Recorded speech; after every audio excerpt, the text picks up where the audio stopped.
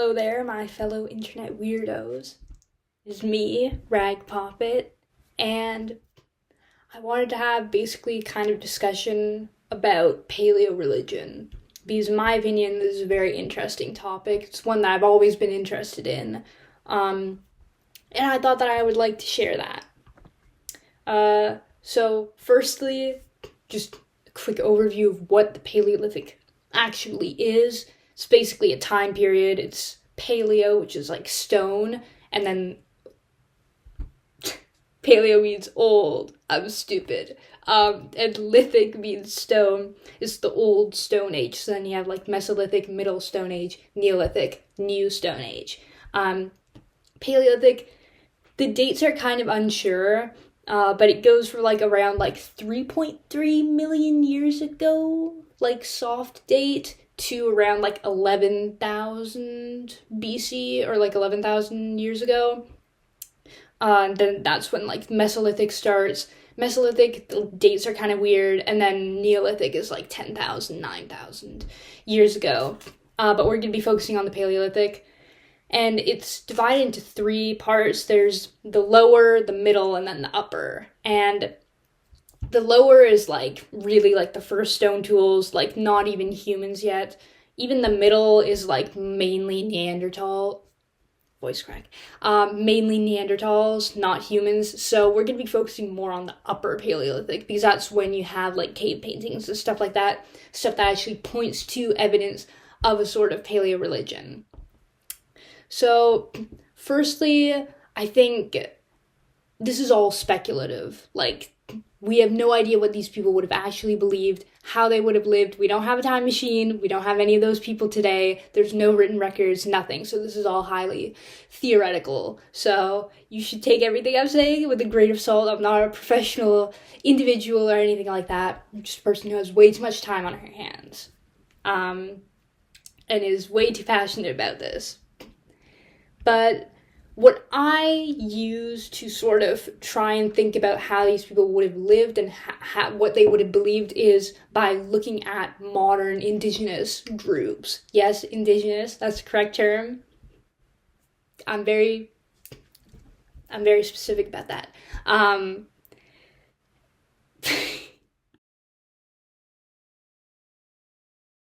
By looking at modern indigenous groups and hunter-gatherer groups specifically, because people in the upper Paleolithic would have been hunter-gatherers. They would not have been farmers because agriculture appears in the, I guess, technically Mesolithic. We don't really know, but I mean, like, Neolithic is like the dawn of like actual agriculture being like widely practiced. So I look at like groups like the Kwekwe and the San in South Africa and Namibia. They're sometimes called collectively the Khoisan. Not a correct term because they're two completely different groups of people. The Kwekwe are pastoralists. The San are hunter-gatherers. Though they do have like a common ancestor, but I mean like that's with everybody. But people want to call them by the same name because they don't care enough to learn that they're different people. Makes me very annoyed. So I look at groups like that. I've looked at like Guarani, Yupik, Inuit, Anishinaabeg. I've looked at a lot of groups, and I mean, you find, because obviously patterns in human behavior, because humans are all the same, no matter what you think, we're all the same. We all have the same sort of base behavior. And so you do see these really interesting patterns in indigenous religion, spirituality, whatever you want to call it.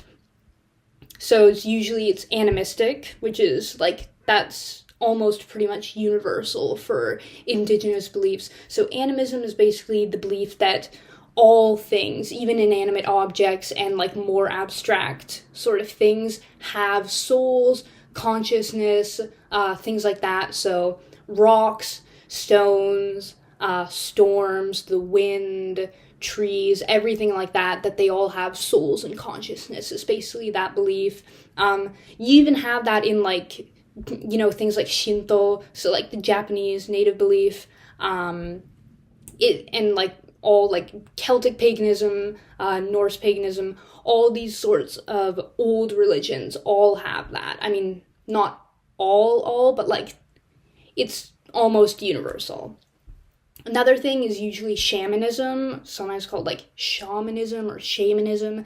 But shaman comes from it's kind of, we don't really know the exact origin, but it's some Turkic language, and it's shaman, which is like someone who knows, approximately. And so shamanism is basically like where you have it's usually one person in like the sort of tribe or band who is appointed as the shaman, who is a spiritual leader, a healer, sort of. And basically, one of the key points of shamanism is that the shaman will sort of usually take some sort of like psychoactive plant or substance, so like, like fly agaric mushrooms, liberty caps, wavy caps, I forget what that other one's called. Some sort of plant that makes you like hallucinate or gives you very vivid dreams, like mugwort gives you very vivid dreams. And basically, it is believed that the shaman will sort of enter the spirit world or enter some sort of altered form of reality, because I mean, because they're tripping balls. The acid! Dude, I'm totally tripping balls. I'm totally tripping balls. I'm totally tripping balls. But it is believed that then they're able to sort of, like, they relay back what they've seen, what they've learned to the other people of the tribe, and then interpret that. So, maybe they talked to their ancestors, or they talked to, like, spirits, something like that, or they saw the future, all these sorts of things. Usually they would go in with some sort of kind of, like, goal, I guess, so that they would know exactly what they're asking for from the spirits. And it varies with every culture, but that's kind of the gist of it, that there's usually one or like a couple of people appointed as a sort of spiritual leader who is a source of like guidance and wisdom for the community. Though also like elders are also like the wisdom keepers, but the shaman has like a direct connection to spiritual things, whereas the elders are just wise, but you also have like elder veneration, stuff like that. So animism is probably most common, shamanism. You also have, just in general, a very deep connection with nature, because these are people who are living directly off the land, especially when you have like groups that are solely hunter-gatherer. They rely only on nature to sustain them. So of course they believe that, upsetting nature or upsetting natural spirits or the balance of things will cause harm, because it is rooted in scientific fact, because if you're disrupting an ecosystem, things are going to go bad, and then you're not going to have a source of food anymore, or a source of whatever. All these things are based in scientific fact. It's just explained in a different way, which is also something that I really find interesting, because all of this is technically scientific. It's just explained in a different way, and I think that that's very cool. I would say I've covered most of the things. I mean, there's a lot more. Obviously, all of these spiritualities are very different, all different groups of people, but they do share these sorts of common things with each other. And basically, what you have is the pattern of religion.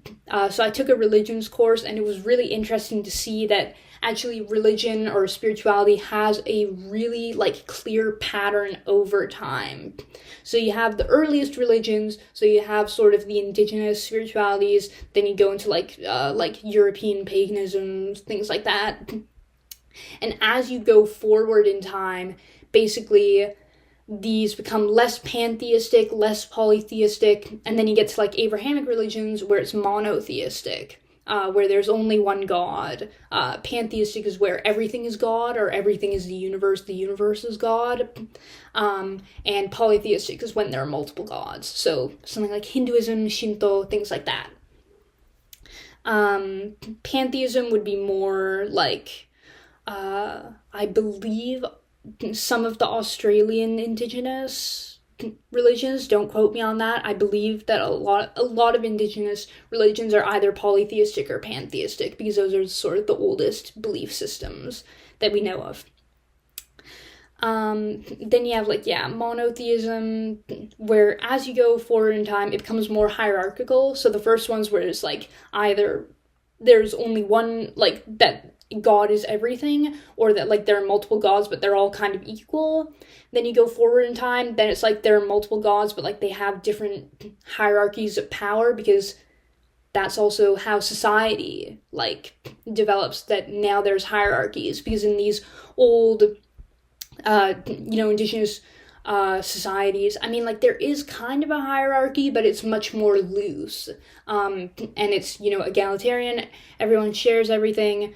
Like, you do have kind of specialized roles, but like everybody kind of shares like the work, except for like the shaman, who does that usually alone or with a couple other people. But then society, you get more specialized roles. People start to have personal belongings. Instead of sharing things, people are keeping things to themselves now. And yeah, and people are getting less connected with nature because agriculture is starting. People are living in houses now. They're not sleeping on the ground anymore. They're not, sleeping in like tents, things like that. And then you bring that to the modern day where, most people are completely disconnected from nature, and don't really think about it that much. And people believe in, one God, and you see in things like the Bible and whatever that, it's that humans are above animals, that they have dominion, control over all animals, all natural life, basically, and that even above that, then there is a God who has control over everything possible. Whereas in most indigenous spiritualities, it's that animals, humans, rocks, trees, everything, all equal. One of the things I really like is we explored Australian Indigenous beliefs. I know, obviously, there are a lot of different groups. I'm not sure exactly which group this was, but I think it's an overarching sort of story in that part of the world. Basically, the rainbow serpent, if you've ever heard of it, is how the big rock, I don't know, it's like Mount Uluru something. I'm a little bit stupid, it's okay. How that was created was there was a serpent. I don't remember how the story exactly goes, but basically it was when people were running away that they got turned into animals and rocks and trees and sort of things, so they once were human. So then we have to treat them like they once were human, or that they still are human, because they're still our brothers and sisters. And I found that really profound. I think that that's just a really amazing belief, and it makes me sad that a lot of people don't see it that way, because I do, personally. Not that matters. So that's sort of the patterns with religion, and then we can move on into sort of predicting what they might have believed, also using like archaeological evidence. I'm going to be talking mainly about the Upper Paleolithic, so that's around like 40,000 years ago to like 11,000 years ago. So you have like Ornation, Gravettian, Magdalenian, Solutrean. Wait, no, Solutrean is before Magdalenian. Whatever. That's like the archaeological industries of the Upper Paleolithic. But basically, we do actually have some evidence, or like very cryptic things in caves. You have in one cave, I'll put the name out, I don't remember what it's called, but there's evidence of bear worship. Like, they went into the cave, and they, like, it was the first time they had been touched in like 30,000 years. And they went in, and the first thing that they found was like a sort of raised mound, like some sort of like stalagmite thing, or like a rock or whatever, and placed on top, like very deliberately placed on top of it, was a cave bear skull, and it was facing the entrance. And it was just very strange, and they found like scattered like ochre and ashes and charcoal around it, and like I think even some bones and stuff around it. So clearly some sort of like ritual or something was going on around this skull. So archaeologists, and like paleontologists, whatever, anthropologists, have speculated that this was maybe a form of bear worship, that, it's possible, like that you have in some indigenous religions, especially in North America, that you have these totem animals, so sort of animal that, I guess, represents the tribe or the band or the group of people, one that is considered sacred to them, that is sort of considered their ancestor, so they have to, take care of that population of that animal. So like if the totem animal was the salmon, then, they would hunt the salmon, they would eat it, but they would also, pay close attention to its population numbers, make sure not to overfish, all these things.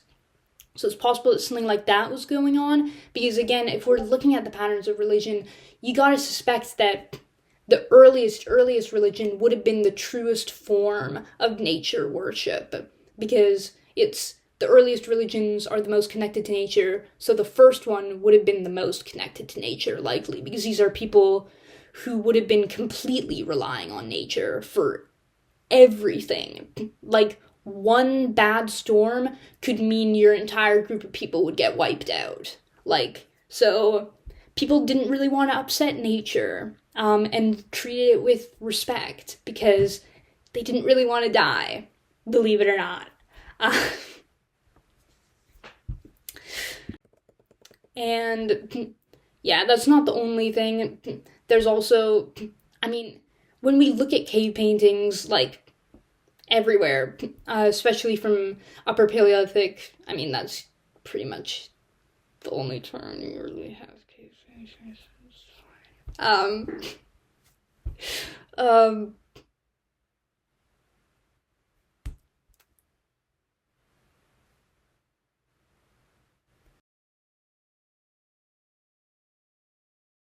Okay, the cave paintings, like, if you look at them, there's really not humans in the cave paintings. Like, if you look at, like, Lascaux, Chauvet, Pont d'Arc, Trois Frères, whatever, don't sue me, I only took French up to, like, grade 9. Sorry. If you look at those, like, there's no depictions of humans, or, like, very, very little, but even then, when you have a depiction of a human, it's almost always sort of a weird crossbreed between an animal and a human. So you have at Trois Frères cave, you have this so-called the sorcerer, which is this figure, it's my profile picture, actually, of this thing. It has, like, the arms of a human and, like, kind of legs of a human. It's kind of weird. But it's got, like, the tail of, like, a horse or something like that, and then it's got, like, this beard, and these, like, owl eyes, and, like, some sort of animal nose, and, like fluffy, like, ears of, like, a wolf or something, and then antlers. And it's just really weird, like, it's a mix of all these different things. And so, it's really hard to tell what they were trying to represent, but there's a lot of theories as possibly that it could have been sort of like hunting magic, where the shaman would sort of become the animal that they're trying to hunt, or that they want more, like, that they're trying to manifest more of, or depicting some kind of, like, transformation between man and animal, like maybe some sort of mythical beast, or like a story, like a cautionary tale where, like, you do something bad, you become a monster, or if you do something bad, the monster will come after you. Because you do see in Chauvet, you have, like, this really interesting, it's like this panel of these cave lions, and there's, like, a story. It's like the male approaches the female wanting to mate, she's not having it, and then, I don't remember, it, like, just goes away. see, even cave people, which is incorrect term, but even people in, the Ornation, even they knew consent, okay? Yeah. I'm looking at you.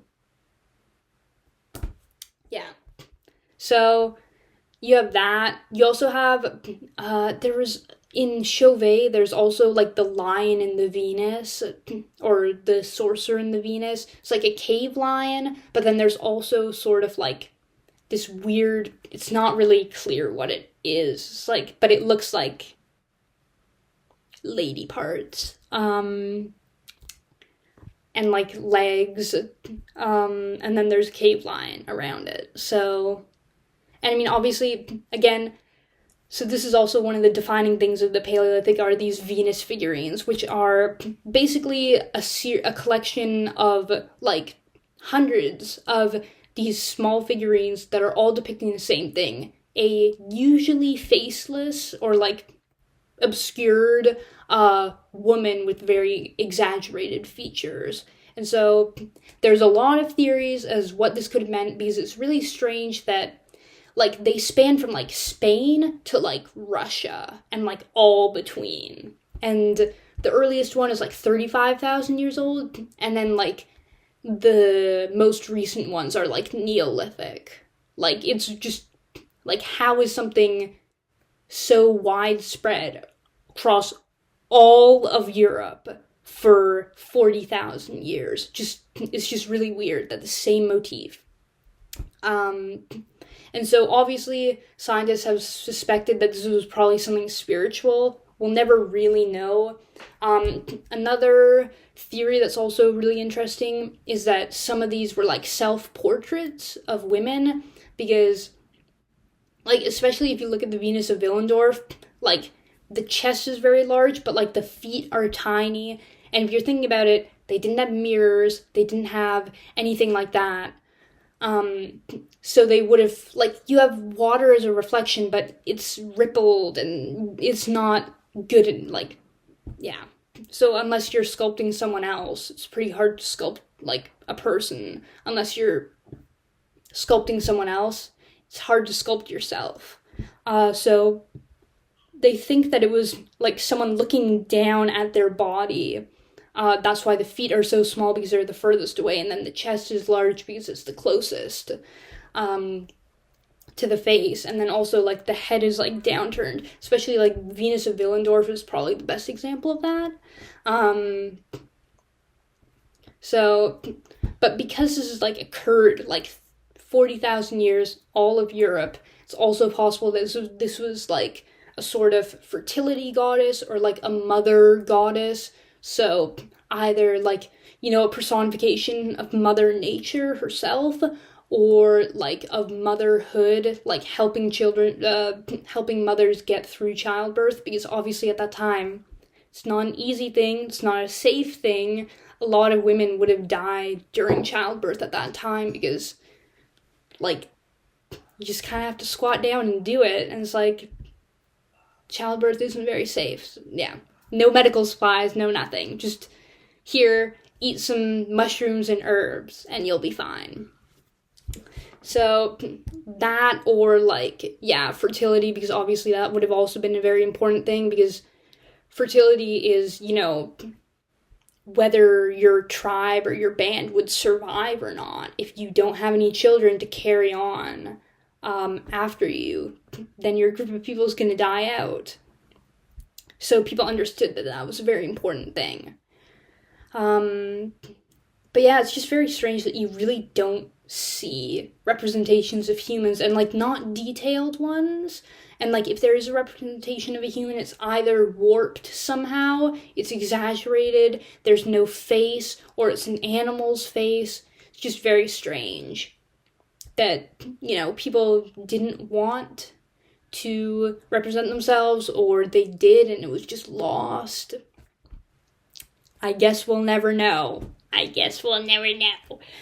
Unless one of you guys creates a time machine, and then we can go back. Send me back,